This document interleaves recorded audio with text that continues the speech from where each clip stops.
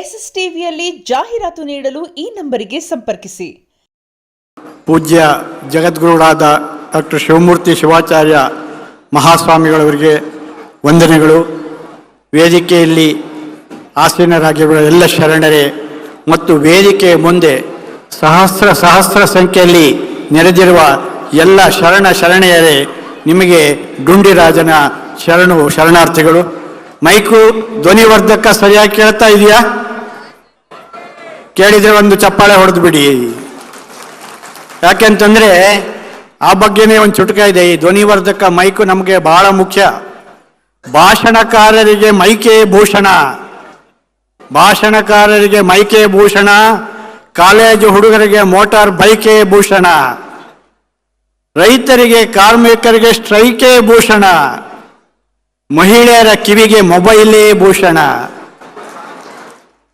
ಮಹಿಳೆಯರ ಕಿವಿಗೆ ಮೊಬೈಲೇ ಭೂಷಣ, ಸರ್ಕಾರಿ ಕಚೇರಿಗೆ ಧೂಳು ಹಿಡಿದ ಫೈಲೇ ಭೂಷಣ, ಬೆಂಗಳೂರಿಗೆ ಮೆಟ್ರೋ ರೈಲೇ ಭೂಷಣ, ಭ್ರಷ್ಟ ರಾಜಕಾರಣಿಗೆ ಪರಪ್ಪನ ಜೈಲೇ ಭೂಷಣ. ಸೊ ನಿಮಗೆ ಕೇಳ್ತಾ ಇದೆ ಧ್ವನಿವರ್ಧಕ ಅಷ್ಟೇ ಅಲ್ಲ, ಇಡೀ ಕಾರ್ಯಕ್ರಮವೇ ಇಡೀ ಒಂದು ದೇಶಕ್ಕೆ ಮಾದರಿಯಾಗುವ ರೀತಿಯಲ್ಲಿ ಅಚ್ಚುಕಟ್ಟಾಗಿ ನಡೀತಾ ಇದೆ. ಇಂಥ ಒಂದು ಅದ್ಭುತವಾದ ಕಾರ್ಯಕ್ರಮದಲ್ಲಿ ಭಾಗವಹಿಸಿ 2 ಮಾತುಗಳನ್ನ ಆಡಲಿಕ್ಕೆ ನನಗೆ ತುಂಬ ಸಂತೋಷ ಆಗ್ತಾ ಇದೆ. ಕೇವಲ ಉಪಚಾರಕ್ಕೆ ಈಗ ಹೇಳ್ತಾ ಇದ್ದೀನಿ ಅಂತ ದಯವಿಟ್ಟು ತಿಳ್ಕೊಬೇಡಿ. ಯಾಕಂದರೆ ನೀವು ಇಂಥ ಸಾವಿರಾರು ಭಾಷಣಗಳನ್ನು ಕೇಳಿರ್ತೀರಿ. ಎಲ್ಲರೂ ಹೇಳೋದು ಹೀಗೆ, 2 ಮಾತುಗಳನ್ನ ಆಡಲಿಕ್ಕೆ ಸಂತೋಷ ಆಗ್ತಾ ಇದೆ ಅಂತ. ಮೊನ್ನೆ ಒಬ್ಬರಿದು ಎಷ್ಟೋ ಔಪಚಾರಿಕ ಆಗಿದೆ ಅಂತಂದರೆ, ಯಾಂತ್ರಿಕ ಆಗಿದೆ ಅಂತಂದರೆ, ಒಬ್ಬರು ಸಾಹಿತಿಗಳು ತೀರ್ಕೊಂಡಿದ್ರು. ಅಲ್ಲಿಗೆ ಬಂದ ಸಚಿವರು ಹೇಳಿದರು, ಈ ಶ್ರದ್ಧಾಂಜಲಿ ಸಭೆಯಲ್ಲಿ ಭಾಗವಹಿಸಿ 2 ಮಾತುಗಳನ್ನ ಆಡಲಿಕ್ಕೆ ನನಗೆ ತುಂಬ ಸಂತೋಷ ಆಗ್ತಾ ಇದೆ ಅಂತಂದರು. ಸದ್ಯ ಇಂಥ ಶ್ರದ್ಧಾಂಜಲಿ ಸಭೆಗಳು ಹೆಚ್ಚು ನಡೆಯಲಿ ಅಂತ ಹೇಳಲಿಲ್ಲ. ಈ 2 ಮಾತು ಅಂತ ಹೇಳಿ 2 ಮಾತಾಡಿ ನಿಲ್ಲಿಸಿದ್ದನ್ನು ನೀವೆಲ್ಲರೂ ನೋಡಿದ್ದೀರಾ, ಕೇಳಿದ್ದೀರಾ? ಇಲ್ಲವೇ ಇಲ್ಲ. ಆರಂಭದಲ್ಲಿ ಹೇಳುತ್ತಾರೆ 2 ಮಾತು, ಆರಂಭದಲ್ಲಿ ಹೇಳುತ್ತಾರೆ 2 ಮಾತು, ಮುಗಿಸುವಾಗ ಆಗುವುದೇ ಬೇರೆ, 2 ಕಿವಿ ತೂತು ಅಂತ. ಆದರೆ ನನಗೆ ಸ್ನೇಹಿತರೆ ಇವತ್ತು ಸಂತೋಷ ಆಗ್ತಾ ಇದೆ. ಅದಕ್ಕೆ ಕಾರಣ ಕೂಡ ನಾನು ಕೊಡಬಲ್ಲೆ. ಬಹಳ ಅಚ್ಚುಕಟ್ಟಾಗಿ ವ್ಯವಸ್ಥಿತವಾಗಿ ಕಾರ್ಯಕ್ರಮವನ್ನು ಶ್ರೀಗಳವರು ಅವರ ಮಾರ್ಗದರ್ಶನದಲ್ಲಿ ನಡೀತಾ ಇದೆ. ಇಷ್ಟು ದೊಡ್ಡ ವೇದಿಕೆ, ಇಷ್ಟೊಂದು ಸಹಸ್ರ ಸಂಖ್ಯೆಯ ಪ್ರೇಕ್ಷಕರು ನಮಗೆ ಯಾವಾಗಲೂ ಬಾರಿ ಸಿಗುವುದಿಲ್ಲ. ಆದರೆ ನನ್ನ ಅದೃಷ್ಟ ಮತ್ತೆ ನನ್ನನ್ನು ಪೂಜ್ಯರು ಇಲ್ಲಿಗೆ ಕರೆಸಿಕೊಂಡಿದ್ದಾರೆ. ಈ ದಿನ ನಾನು ಈ ಹಾಸ್ಯ ಸಾಹಿತ್ಯ ನಮಗೆ ಯಾಕೆ ಬೇಕು ಅನ್ನೋಕ್ಕೆ ಕೆಲವು ಉದಾಹರಣೆಗಳನ್ನ ಕೊಡಬೇಕು ಅಂತ ಇದ್ದೀನಿ. ಕಾರ್ಯಕ್ರಮನ ಭಾಳ ಅಚ್ಚುಕಟ್ಟಾಗಿ ನಡೆಸ್ತಾರೆ ಅಂತ ನಾನು ಹೇಳಿದೆ. ಸುಮಾರು 2 ತಿಂಗಳ ಹಿಂದೆ ನನ್ನನ್ನು ಕರೆದಿದ್ದರು. ಆಮೇಲೆ ಮಧ್ಯೆ ವಿಚಾರಿಸ್ಕೊಳ್ತಾ ಇದ್ದರು, ಹೇಗೆ ಬರ್ತೀರಿ, ಎಲ್ಲ ವ್ಯವಸ್ಥೆ ನಾವು ಮಾಡ್ತೀವಿ ಇತ್ಯಾದಿ. ಆದರೆ ಎಲ್ಲ ಕಡೆ ನಿಮಗೆ ಈ ರೀತಿ ಉಪಚಾರ ಆಗೋದಿಲ್ಲ. ಜನರು ಅವರದ್ದೇ ರೀತಿಯಲ್ಲಿ ಕರೀತಾರೆ. ಒಂದು ಸಲ ನಾನು ಬೆಂಗಳೂರಲ್ಲಿರೋದು, ಬೀದರ್ನಿಂದ ನನಗೊಂದು ಫೋನ್ ಬಂತು, ಕಾರ್ಯಕ್ರಮಕ್ಕೆ ಆಹ್ವಾನ. ನಮಸ್ಕಾರ ರೀ ಸರ, ಡುಂಡಿರಾಜೇನ್ರಿ ಸರ? ಹೂನ್ರಿ ಅಂತ. ಸರ, ನಾವು ಬೀದರ್ನಾಗ ಒಂದು ರಾಜ್ಯ ಮಟ್ಟದ ಕವಿಗೋಷ್ಠಿ ಮಾಡ್ಲಿಕ್ಕೆ ಹತ್ತೀವಿ ಅಂತಂದರು. ಹೌದಾ, ಹತ್ರಿ ಎಂದೆ. ಹಂಗಲ್ರಿ ಸರ, ಈ ರಾಜ್ಯ ಮಟ್ಟದ ಕವಿಗೋಷ್ಠಿ ಅಧ್ಯಕ್ಷತೆ ನೀವ ವಹಿಸ್ಕೋಬೇಕು ನೋಡ್ರಿ ಅಂತಂದರು. ನನಗೆ ಭಾಳ ಸಂತೋಷ ಆಯಿತು.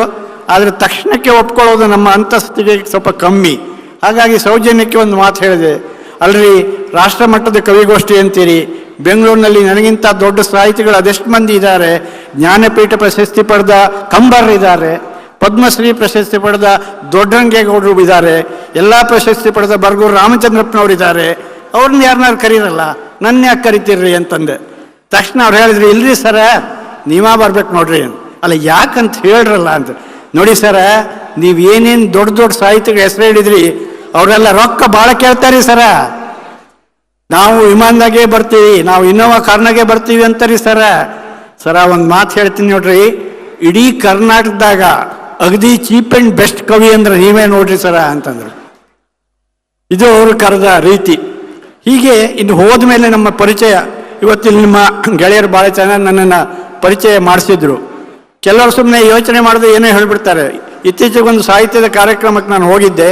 ಅಲ್ಲಿ ನನ್ನ ಪರಿಚಯ ಮಾಡಿದವರು ಕನ್ನಡ ಮೇಷ್ಟ್ರು ಅವರು ಹೇಳಿದರು, ನೋಡಿ ಕನ್ನಡದಲ್ಲಿ ಚುಟುಕ ಅಂದರೆ ನಮಗೆ ನೆನಪಾಗೋದು 2 ಹೆಸರು. ಒಬ್ಬರು ದಿನಕರ ದೇಸಾಯಿ, ಇನ್ನೊಬ್ಬರು ಡುಂಡಿರಾಜರು. ದಿನಕರ ದೇಸಾಯಿ ಅವರು ಸಾವಿರಾರು ಚುಟುಗಳನ್ನು ಬರೆದಿದ್ದಾರೆ. ಡುಂಡಿರಾಜರು ಸಾವಿರಾರು ಚುಟುಗಳನ್ನು ಬರೆದಿದ್ದಾರೆ. ದಿನಕರ ದೇಸಾಯಿ ಅವರು ತೀರ್ಕೊಂಡ್ರು, ನೆಕ್ಸ್ಟ್ ಇವರೇ ಅಂತ. ಸೊ ಈ ರೀತಿಯ ಪರಿಚಯಗಳು ಆಭಾಸಗಳೆಲ್ಲ ಆಗುತ್ತೆ. ಹೀಗೆ ನಾವು ಕಾರ್ಯಕ್ರಮಕ್ಕೆ ಹೋದಾಗ ಅಲ್ಲಿ ಎಲ್ಲಿ ನಗು ಸಿಗುತ್ತೆ ಅಂತ ನಾನು ಹುಡುಕ್ತೀನಿ. ಯಾಕಂತಂದರೆ ಇವತ್ತಿನ ದಿನ ನಗು ಆರೋಗ್ಯಕ್ಕೆ ಒಳ್ಳೆಯದು ಅಂತ ವೈದ್ಯರೇ ಹೇಳ್ತಾರೆ. ಆರೋಗ್ಯದ ಬಗ್ಗೆ ಇವತ್ತು ಎಲ್ರಿಗೂ ಕಾಳಜಿ. ನೀವು ಬೆಳಗ್ಗೆ ಯಾವುದಾದ್ರು ಪಾರ್ಕಿಗೆ ಹೋಗಿ ನೋಡಿ, ನಗರದ ಪ್ರದೇಶದಲ್ಲಿ ಬೆವರುತ್ತಾ ಓಡುವವರು, ವ್ಯಾಯಾಮ ಮಾಡುವವರು, ಏದುಸಿರು ಬಿಡುವರು ಗಟ್ಟಿಯಾಗಿ. ಬೆವರುತ್ತಾ ಓಡುವರು, ವ್ಯಾಯಾಮ ಮಾಡುವರು, ಏದುಸಿರು ಬಿಡುವರು ಗಟ್ಟಿಯಾಗಿ. ವೇಗವಾಗಿ ನಡೆಯುವರು, ಸೈಕಲ್ಲು ಹೊಡೆಯುವರು, ಎಲ್ಲರೂ ಮಾಡುವುದು ಹೊಟ್ಟೆಗಾಗಿ, ಹೊಟ್ಟೆಗಾಗಿ ಅಂತ. ಯಾಕಂತಾರೆ ವೈದ್ಯರು ಹೇಳ್ತಾರೆ, ಈ ಅತಿಯಾದ ತೂಕ ಒಳ್ಳೆಯದಲ್ಲ, ನಿಮ್ಮ ಹೊಟ್ಟೆ ಕರಗಿಸಿ, ಆಗ ಮಾತ್ರ ನೀವು ಆರೋಗ್ಯವಾಗಿರ್ತೀರಿ ಅಂತ. ನಾವು ಹೊಟ್ಟೆ ಕರಗಿಸ್ಲಿಕ್ಕೆ ಅನೇಕ ಉಪಾಯ ಮಾಡ್ತೀವಿ, ವ್ಯಾಯಾಮ ಮಾಡ್ತೀವಿ. ಹೆಣ್ಣು ಮಕ್ಕಳಂತೂ ಊಟನೇ ಮಾಡಲ್ಲ, ಡಯಟಿಂಗ್ ಅಂತೇಳಿ. ಆದರೆ ಹಾಗೇನೂ ಮಾಡಬೇಕಾಗಿಲ್ಲ. ಹೊಟ್ಟೆ ದೊಡ್ಡದಾಗಿದ್ರೂ ಆರೋಗ್ಯವಂತ ಆಗಿರೋ ಒಬ್ಬರು ಉದಾಹರಣೆ ನಾನು ನಿಮಗೆ ಕೊಡ್ತೇನೆ. ಅತಿ ಆದ ತೂಕ ಆರೋಗ್ಯಕ್ಕೆ ಮಾರಕ ಅನ್ನೋದು ನಮ್ಮ ಡಾಕ್ಟರ್ ಹೇಳಬಾರ್ದು. ಅತಿಯಾದ ತೂಕ ಆರೋಗ್ಯಕ್ಕೆ ಮಾರಕ ಅನ್ನುತ್ತದೆ ವೈದ್ಯ ಲೋಕ. ಅತಿಯಾದ ತೂಕ ಆರೋಗ್ಯಕ್ಕೆ ಮಾರಕ ಅನ್ನುತ್ತದೆ ವೈದ್ಯ ಲೋಕ. ಈ ಮಾತಿಗೆ ಒಂದು ವಿನಾಯಿತಿ, ಡೊಳ್ಳು ಹೊಟ್ಟೆ ವಿನಾಯಕ. ಸಿಕ್ಕಾಪಟ್ಟೆ ತಿಂತಾನೆ, ವಾಕಿಂಗ್ ಬೇಡ ಅಂತಾನೆ, ಆದರೂ ಆರೋಗ್ಯವಂತ ಗಣಪತಿ. ಕಾರಣ ಇಷ್ಟೇ, ಹಾಸ್ಯ ರಸಕ್ಕೆ ಅವನೇ ಅಧಿಪತಿ, ಅವನೇ ಅಧಿಪತಿ. ಹೀಗಾಗಿ ನಿಮಗೆ ಸ್ವಲ್ಪ ಓವರ್ ವೆಯ್ಟ್ ಆಗಿದೆ, ಒಬೆಸಿಟಿ ಬಂದಿದೆ, ತೂಕ ಜಾಸ್ತಿ ಆಗಿದೆ ಎಂದು ಚಿಂತೆ ಮಾಡಬೇಡಿ. ನೀವು ಹಾಸ್ಯ ರಸವನ್ನು ಬೆಳೆಸ್ಕೊಂಡ್ರೆ ನಮ್ಮ ಗಣಪತಿ ಹಾಗೆ ಆರೋಗ್ಯವಂತವಾಗಿರ್ಬೋದು. ಗಣಪತಿ ಒಂದು ದಿವಸ ನೆಗಡಿಯಾಗಿದ್ದು ಜ್ವರ ಬಂದಿದ್ದು ಕೇಳಿದ್ದೀರಾ? ಇಲ್ಲವೇ ಇಲ್ಲ. ನಗ್ತಾ ನಗ್ತಾ ಇದ್ರೆ ಆರೋಗ್ಯಕ್ಕೆ ಒಳ್ಳೆಯದು, ಬರೋದಿಲ್ಲ ಕಾಯಿಲೆ. ನಗ್ತಾ ನಗ್ತಾ ಇದ್ರೆ ಆರೋಗ್ಯಕ್ಕೆ ಒಳ್ಳೆಯದು, ಬರೋದಿಲ್ಲ ಕಾಯಿಲೆ. 100 ದಾಟಿದರೂ ಯಮ ಬಂದು ಕೇಳ್ತಾನೆ, ಇನ್ನೂ ಸ್ವಲ್ಪ ಕಾಯಲೇ, ಇನ್ನೂ ಸ್ವಲ್ಪ ಕಾಯಲೇ ಅಂತ. ಇದಕ್ಕೆ ಒಂದು ಅತ್ಯುತ್ತಮ ಉದಾಹರಣೆಯಿಂದ ಇತ್ತೀಚೆಗೆ ನಮ್ಮನ್ನು ಅಗಲಿದ ವೃಕ್ಷ ಮಾತೆ ಯಾರು ಹೇಳಿ? ಸಾಲು ಮರದ ತಿಮ್ಮಕ್ಕ. 114 ವರ್ಷ ಬದುಕಿದ್ಲು. ಆ ವಯಸ್ಸಿನಲ್ಲೂ ಅವರ ಮುಖದಲ್ಲಿ ಒಂದು ನಗು ಇತ್ತು. ಅದು ಅವರ ಆರೋಗ್ಯದ ಲಕ್ಷಣ ಅಂತ ನನಗೆ ಅನ್ನಿಸ್ತು. ಸಾಲು ಮರದ ತಿಮ್ಮಕ್ಕ ಅಂದ ತಕ್ಷಣ ಒಂದು ಘಟನೆ ನೆನಪಾಗುತ್ತೆ. ಮೊನ್ನೆ ಒಂದು ಮದುವೆ ಮನೆಗೆ ಹೋಗಿದ್ದೆ ಸ್ವಾಮೀಜಿಯವರೇ, ಬೆಂಗಳೂರಿನಲ್ಲಿ. ಅಲ್ಲಿ ಆರತಕ್ಷತೆ ರಿಸೆಪ್ಷನ್ನಲ್ಲಿ ಮೈಲುದ್ದ ಕ್ಯೂ ಇತ್ತು. ಆದರೂ ನಾವು ಈ ಕ್ಯೂ ಅನ್ನು ಪಾಲಿಸಬೇಕು ಅಂತ ಸರದಿ ಸಾಲಿನಲ್ಲಿ ನಾನು ನಿಂತಿದ್ದೆ. ನಾವು ನೋಡ್ತಾ ಇದ್ದೀವಿ, ಸರದಿ ಸಾಲು ಬಹಳ ಉದ್ದ ಇತ್ತು. ಒಬ್ಬ ಮಹಿಳೆ ಸೀದಾ ಹೂಗುಚ್ಚ ತಗೊಂಡು ನೇರವಾಗಿ ವೇದಿಕೆಗೆ ಹೋಗಿಬಿಟ್ರು. ಆವಾಗ ಕೇಳಿದಾಗ ಅವ್ರು ಯಾಕೆ ಹೋಗ್ತಿದ್ದಾರೆ ಅಂತ ಕೇಳಿದಾಗ ಯಾರೋ ಒಬ್ರು ಹೇಳಿದ್ರು, ಅವ್ರು ಯಾರೋ VIP ಇರಬೇಕು ಅಂತಂದ್ರು. ಅವ್ರು ಯಾವ VIP ಅಂತ ಎಲ್ಲರೂ ಯೋಚನೆ ಮಾಡ್ತಾ ಇದ್ರು. ಕೊನೆ ನಾನು ಹೇಳಿದೆ, ಅವರು VIP ಅಲ್ಲ, VVIP, ಅವರು ಸಾಲು ಮುರಿದ ತಿಮ್ಮಕ್ಕ ಅಂತ ನಾನು ಹೇಳಿದೆ. ಹಾಗೆ ನಮ್ಮಲ್ಲಿ ಎಲ್ಲೆಲ್ಲಿ ನೋಡಿದ್ರು ಅಲ್ಲೆಲ್ಲೇ ಚಿಕ್ಕ ಚಿಕ್ಕ ಘಟನೆಗಳಲ್ಲಿ ಹಾಸ್ಯ ಬರುತ್ತೆ. ಅನೇಕರು ನನಗೆ ಕೇಳ್ತಾರೆ, ಸರ್ ಈ ಡುಂಡಿರಾಜ್ ಅಂದ್ರೆ ಏನು ಅಂತ. ಡುಂಡಿರಾಜ್ ಅಂದ್ರೆ ನನ್ನ ಹೆಸರು, ಅದು ನಿಮ್ಮ ಸ್ವಂತ ಹೆಸರಾ ಅಂತ ಕೇಳ್ತಾರೆ. ಹೆಸರಲ್ಲಿ ಬಾಡಿಗೆ ಹೆಸರು, ಲೀಸ್ ಹೆಸರು ಅಂತ ಇರುತ್ತಾ? ಇಲ್ಲ, ಡುಂಡಿರಾಜ ಅನ್ನೋದು ಗಣಪತಿಯ ಹೆಸರು. ನಮ್ಮ ತಂದೆಯವರು ಕಾಶಿಯಲ್ಲಿರುವ ಗಣಪತಿ ನೆನಪಿಗೆ ಆ ಹೆಸರನ್ನ ನನಗೆ ಇಟ್ಟಿದ್ರು. ಆಮೇಲೆ ಕೆಲವರು ಕೇಳಿದ್ರು, ಸರ್ ನಿಮ್ಮ ಕಾವ್ಯನಾಮ ಅಂದ್ಕೊಂಡಿದ್ದೆ ಅಂತ. ಕಾವ್ಯನಾಮ ಎಲ್ಲ ನಮ್ಮ ಹಳೆ ಕವಿಗಳಿಗಾಯ್ತು. ಬೇಂದ್ರೆಯವರು ಅಂಬಿಕಾಸನ ದತ್ತ ಅಂತ ಇಟ್ಕೊಂಡ್ರು, ಪುಟ್ಟಪ್ಪನವರು ಕುವೆಂಪು ಅಂತ ಇಟ್ಕೊಂಡ್ರು. ಹಿಂದಿನ ಕವಿಗಳಿಗೆ ಇರುತ್ತಿತ್ತು ಒಂದಲ್ಲ ಒಂದು ಕಾವ್ಯನಾಮ. ಹಿಂದಿನ ಕವಿಗಳಿಗೆ ಇರುತ್ತಿತ್ತು ಒಂದಲ್ಲ ಒಂದು ಕಾವ್ಯನಾಮ. ಇಂದಿನ ಕವಿಗಳು ಕಾವ್ಯಕ್ಕೆ ನಾಮ ಅಂತೇಳಿ. ಹೀಗಾಗಿ ಅದು ನನ್ನ ಕಾವ್ಯನಾಮ ಅಲ್ಲ. ಜನರಿಗೆ ಯಾಕೋ ಕವಿಗಳ ಬಗ್ಗೆ, ಕಲಾವಿದರ ಬಗ್ಗೆ ಬಹಳ ಕುತೂಹಲ ಇರುತ್ತೆ. ಇನ್ನೊಂದು ಪ್ರಶ್ನೆ ನನ್ನ ಕೇಳ್ತಾರೆ ಎಲ್ಲ ಕಡೆ ಹೋದಾಗ, ಸರ್ ನಿಮ್ದು ಲವ್ ಮ್ಯಾರೇಜಾ ಅರೇಂಜ್ಡ್ ಮ್ಯಾರೇಜಾ ಅಂತ. ನಂದು ಯಾವ ಮ್ಯಾರೇಜ್ ಆದ್ರೆ ಅವ್ರಿಗೇನ್ರಿ, ಅನುಭವಿಸೋದು ನಾನಲ್ವಾ? ಅದು ಅಲ್ಲದೆ ಲವ್ ಮ್ಯಾರೇಜಿಗೂ ಅರೇಂಜ್ಡ್ ಮ್ಯಾರೇಜಿಗೂ ಅಂತ ವ್ಯತ್ಯಾಸ ಏನಿಲ್ಲ. ಅದನ್ನು ನಾನು ಮೊಬೈಲ್ ಭಾಷೆಯಲ್ಲಿ ಹೇಳಿದರೆ ಜನರಿಗೆ ಬೇಗ ಅರ್ಥ ಆಗುತ್ತೆ. ಪ್ರೀತಿಸಿ ಮದುವೆ ಆದರೆ ಪ್ರೀಪೇಯ್ಡ್ ಯೋಜನೆ, ಪ್ರೀತಿಸಿ ಮದುವೆ ಆದರೆ ಪ್ರೀಪೇಯ್ಡ್ ಯೋಜನೆ, ಮದುವೆಯಾದ ಮೇಲೆ ಪ್ರೀತಿಸಿದರೆ ಪೋಸ್ಟ್ ಪೇಯ್ಡ್ ಯೋಜನೆ, ಮದುವೆಯಾದ ಮೇಲೆ ಪ್ರೀತಿಸಿದರೆ ಪೋಸ್ಟ್ ಪೇಯ್ಡ್ ಯೋಜನೆ, ಯಾರನ್ನೋ ಪ್ರೀತಿಸಿ ಇನ್ನೂ ಒಬ್ಬರನ್ನು ಪ್ರೀತಿಸಿದರೆ ಡಬಲ್ ಸಿಮ್ ಯೋಜನೆ ಅಂತ. ಹೀಗೆ ಈ ಮದುವೆಯಲ್ಲೇ ಬೇಕಾದಷ್ಟು ಹಾಸ್ಯ ಇತ್ತು. ನಾನು ಮೊನ್ನೆ ಮದುವೆ ಹೋದೆ ಅಂತ ಹೇಳಿದ್ನಲ್ಲ, ಅಲ್ಲಿ ದೊಡ್ಡ ಬೋರ್ಡ್ ಹಾಕಿದ್ರು, ಶರತ್ ವೆಡ್ಸ್ ಅನ್ವಯ ಅಂತೇಳಿ ಇಂಗ್ಲಿಷ್ನಲ್ಲಿ. ತಕ್ಷಣ ನನಗೊಂದು ಹಾಸ್ಯ ಕಾಣ್ತು ಅದರಲ್ಲಿ. ಹುಡುಗನ ಹೆಸರು ಶರತ್, ಹುಡುಗಿಯ ಹೆಸರು ಅನ್ವಯ. ಹುಡುಗನ ಹೆಸರು ಶರತ್, ಹುಡುಗಿಯ ಹೆಸರು ಅನ್ವಯ. ಮದುವೆಗೆ ಮೊದಲೇ ಹೇಳಿದ್ದಾಳಂತೆ, ಷರತ್ತುಗಳು ಅನ್ವಯ ಅಂತ. ಆಮೇಲೆ ನಾನು ಮನೆಗೆ ಬಂದ ಮೇಲೆ ನನ್ನ ಹೆಂಡತಿ ಕೇಳಿದ್ಲು, ಮದುವೆಗೆ ಹೋಗಿ ಬಂದ್ರಲ್ಲ, ಮದುಮಕ್ಕಳು ಹೇಗಿದ್ದಾರೆ ಅಂತ. ನಾನು ಒಂದು ಚುಟುಕಾಗಿ ಹೇಳಿಬಿಟ್ಟೆ, ಮದುಮಗಳು ತುಂಬ ಕ್ಯೂಟ್ ಆಗಿದ್ದಾಳೆ, ಮದುಮಗಳು ತುಂಬ ಕ್ಯೂಟ್ ಆಗಿದ್ದಾಳೆ, ಮದುಮಗ ಈಗಾಗಲೇ ಮ್ಯೂಟ್ ಆಗಿದ್ದಾನೆ ಅಂತ. ನಾವೆಲ್ಲ ಮ್ಯೂಟ್ ಆಗಿದ್ದು ಮದುವೆ ಆಗಿ ಕೆಲವು ವರ್ಷಗಳ ನಂತರ. ಈಗಿನವ್ರ ಪಾಪ ಆಗಲೇ ಮ್ಯೂಟ್ ಆಗಿಬಿಡ್ತಾರೆ. ಮದುವೆ ಆಗುವಾಗ ಹೇಗೆ, ನಂತರ ಹೇಗೆ ಅನ್ನೋದಕ್ಕೊಂದು ಉದಾಹರಣೆ. ಮದುವೆಗೆ ಮೊದಲು ಎಲ್ಲ ಗಂಡಸರು ನರೇಂದ್ರ ಮೋದಿ ಹಂಗ, ಮದುವೆಗೆ ಮೊದಲು ಎಲ್ಲ ಗಂಡಸರು ನರೇಂದ್ರ ಮೋದಿ ಹಂಗ, ಮದುವೆ ನಂತರ ಆಗ್ತಾರ ಮನಮೋಹನ್ ಸಿಂಗ ಅಂತ. ಮೂಕರಾಗಿ ಬಿಡ್ತಾರೆ ಅಲ್ವಾ. ಇದನ್ನ ನಾನು ಹೇಳಿದಾಗ ನಿನ್ನೆ ನಮ್ಮ ಕವಿಗೋಷ್ಠಿ ಲಕ್ಷ್ಮಣರಾವ್ ಇದ್ರು, ಇದನ್ನ ನಾನು ಹೇಳಿದಾಗ ಅವ್ರು ನನಗೆ ಆಮೇಲೆ ತರಾಟೆ ತಗೊಂಡ್ರು. ಏನು ಗುಂಡಿರಾಜ್, ನೀವು ನಿಮ್ಮ ಪರ್ಸನಲ್ ಪ್ರಾಬ್ಲಮ್ ಎಲ್ಲ ಜನರಲೈಸ್ ಮಾಡ್ತೀರಿ, ನೀನು ಹೆದರ್ಕೋಬಹುದು ಹೆಂಡತಿಗೆ, ನಾನು ಹೆದರ್ಕೊಳ್ಳಲ್ಲ ಅಂತಂದ್ರು. ತಕ್ಷಣ ನಾನು ಅವ್ರಿಗೆ ಹೇಳಿದೆ, ಯಾಕಂದ್ರೆ ಅವ್ರ ಹಿರಿಯರು ಏನು ಹೇಳಲಿಲ್ಲ. ಆಮೇಲೆ ಒಂದು ಕವಿತೆನೇ ಬರೆದೆ ಅವ್ರ ಬಗ್ಗೆ. ಜಗತ್ತಿನಲ್ಲಿ ಇರುವುದೇ ಎರಡು ರೀತಿಯ ಗಂಡಂದಿರು, ಜಗತ್ತಿನಲ್ಲಿ ಇರುವುದೇ ಎರಡು ರೀತಿಯ ಗಂಡಂದಿರು, ಹೆಂಡತಿಗೆ ಹೆದರುವವರು ಮತ್ತು ಹೆದರುವುದಿಲ್ಲ ಎಂದು ಸುಳ್ಳು ಹೇಳುವವರು ಅಂತ. ಹೀಗೆ ಗಂಡ ಹೆಂಡತಿಯ ನಡುವೆ ಜಗಳ ಆಗತ್ತೆ, ನಾವು ಹೆದರ್ಕೊಳ್ತೀವಿ. ಹೆದರ್ಕೊಳ್ದೇ ಇರೋದಕ್ಕೂ ಒಂದು ಉದಾಹರಣೆ ಇದೆ ನಮ್ಮ ಪುರಾಣದಲ್ಲಿ. ಕೃಷ್ಣ ಎಷ್ಟು ಜನ ಹೆಂಡ್ರು ಅವನಿಗೆ? 16,000 ಪ್ಲಸ್ 8 ಅಂತಾರೆ ಕೆಲವರು. ರಾಧೆಯ ಗೆದ್ದನು ಆ ಗೊಲ್ಲ, ರುಕ್ಮಿಣಿಯ ಕದ್ದನು ಆ ಗೊಲ್ಲ, 16,000 ಮಡದಿಯರನ್ನು ಸಂಭಾಳಿಸಿದನು ಆ ಗೊಲ್ಲ, ಈಗಿನವರಿಂದ ಆಗೋಲ್ಲ ಆಗೋಲ್ಲ ಆಗೋಲ್ಲ ಅಂತ. ಕೃಷ್ಣನ ಗೊಲ್ಲರು ಅಂತ ನಾವು ಹೇಳ್ತೇವೆ. ಕೃಷ್ಣನಿಗೆ ಇನ್ನೊಂದು ಹೆಸರಿದೆ ಗೊಲ್ಲರಿಗೆ. ಏನು ಹೇಳಿ? ಯಾದವರು ಅಲ್ವಾ. ಗೊಲ್ಲರು ಅಂದ್ರೆ ಯಾದವರು. ಕೃಷ್ಣನ ಕಡೆಯವರು ಬರೀ ಯಾದವರು. ಇಲ್ಲಿ ಸೇರಿರೋ ನಾವು ಬಹಳಷ್ಟು ಮಂದಿ ಮದುವೆಯಾದವರು ಅಂತ.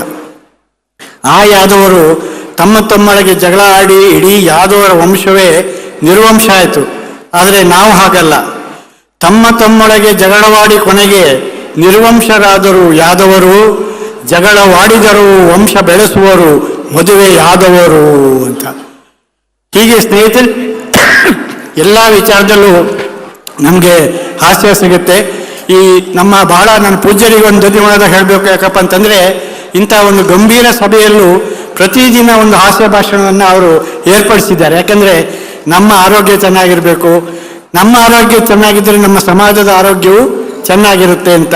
ಹಾಗಾಗಿ ಇವರು ಅನೇಕ ನಮ್ಮ ಗೆಳೆಯರೆಲ್ಲ ಗದ್ಯದಲ್ಲಿ ಹಾಸ್ಯ ಮಾಡ್ತಾರೆ, ನಂದು ಸ್ವಲ್ಪ ಪದ್ಯದಲ್ಲಿ ಹಾಸ್ಯ. ಈ ಪದ್ಯದಲ್ಲಿ ಹಾಸ್ಯ ಒಂದು ತೊಂದರೆ ಅಂದರೆ ತಕ್ಷಣ ಎಲ್ರಿಗೂ ಅದು ಅರ್ಥ ಆಗೋದಿಲ್ಲ, ಭಾಳ ಧ್ವನಿಪೂರ್ಣ ಆಗಿರುತ್ತೆ. ನೋಡಿ, ಇವತ್ತು ನಾನು ವಾಕಿಂಗ್ ಹೋಗುವಾಗ ನನ್ನ ಗೆಳೆಯರೊಬ್ಬರು ನನ್ನ ಕೇಳಿದರು, ನನ್ನ ಬಗ್ಗೆ ವಿಚಾರಿಸ್ಕೊಂಡ್ರು. ಕಾಲು ನೋವು ಹೇಗಿದೆ? ಇನ್ನೂ ಸ್ವಲ್ಪ ಬೀಗಿದೆ. ಬೆನ್ನು ನೋವು ಹೇಗಿದೆ? ಪೂರ್ತಿ ವಾಸಿಯಾಗಿದೆ. ಕಾಲು ನೋವು ಹೇಗಿದೆ? ಇನ್ನೂ ಸ್ವಲ್ಪ ಬೀಗಿದೆ. ಬೆನ್ನು ನೋವು ಹೇಗಿದೆ? ಪೂರ್ತಿ ವಾಸಿಯಾಗಿದೆ. ತಲೆನೋವು ಹೇಗಿದೆ? ತವರು ಮನೆಗೆ ಹೋಗಿದೆ ಅಂತ. ನೋಡಿ, ಇಂಥದ್ದು ಸಂಸಾರದ ವಿಷಯಗಳನ್ನೆಲ್ಲ ನಾವು ಹೀಗೆ ಧ್ವನಿಪೂರ್ಣವಾಗಿ ಹೇಳಬೇಕು. ಕೊನೆಯದಾಗಿ ಒಂದು ಪದ್ಯ ನಾನು ಮೊಬೈಲ್ ಬಗ್ಗೆ ಹೇಳಲೇಬೇಕು. ಯಾಕಂದ್ರೆ ಇವತ್ತು ನಮ್ಮ ಅನೇಕರ ಭಾಷಣಕಾರರ ಮಾತಿನಲ್ಲಿ ಅದು ಪ್ರಸ್ತಾಪ ಆಯಿತು. ರಾಜಪ್ಪ ಹೇಳಿದ್ರು ಮೊಬೈಲ್ ಯೂನಿವರ್ಸಿಟಿ ಅಂತಂದರು. ಹೇಗೆ ಮೊಬೈಲು ಒಳ್ಳೆಯದು ಹೌದು, ಕೆಟ್ಟದ್ದು ಹೌದು. ಮೊಬೈಲಿಂದಾಗಿ ನಮ್ಮ ಸಾಹಿತ್ಯದ ಓದು, ಸಾಹಿತ್ಯದ ಬರವಣಿಗೆ ಎಲ್ಲ ಹಿಂದೆ ಬಿದ್ದಿದೆ. ಹಾಗಾಗಿ ಆ ಮೊಬೈಲ್ ಇದ್ದರೆ ಏನಪ್ಪ ಒಂದು ಕಾಯಿಲೆ ಅಂತಂದರೆ, ಅಲ್ಲಿ ಕೂತ್ಕೊಂಡು ನಮ್ಮನ್ನೇ ನೀವು ನೋಡಿರ್ಬೋದು. ಹೀಗೆ ತೆಗೆದು ಒಮ್ಮೊಮ್ಮೆ ನೋಡದೇ ಇದ್ರೆ ನಮ್ಗೆ ಸಮಾಧಾನ ಆಗೋದಿಲ್ಲ. ಅದಕ್ಕೆ ಆ ಬಗ್ಗೆ ಒಂದು ಪದ್ಯ ಇದೆ. ಮೊನ್ನೆ ಯಾರೋ ಹೇಳ್ತಾ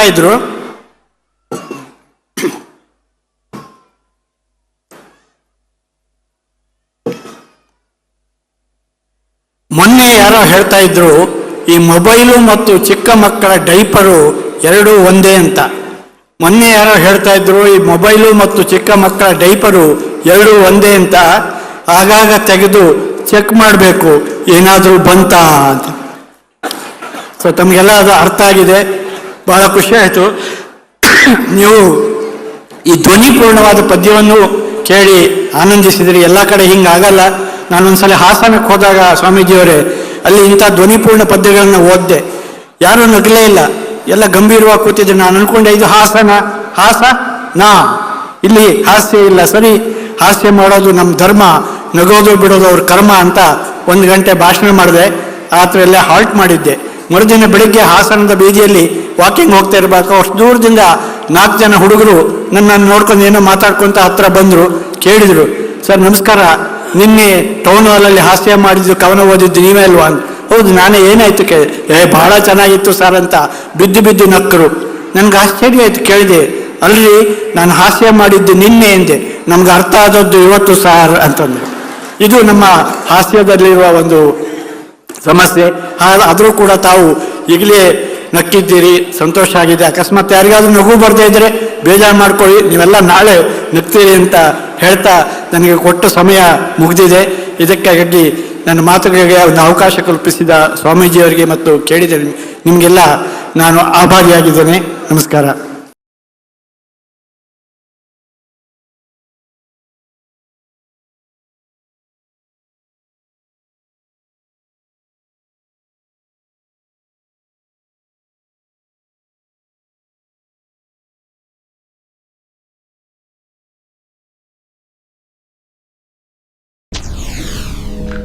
SS ಟಿವಿ, ಸಿನಿಮಾ ಜಗತ್ತಿನ ಕ್ಷಣ ಕ್ಷಣದ ಸುದ್ದಿಯೊಂದಿಗೆ.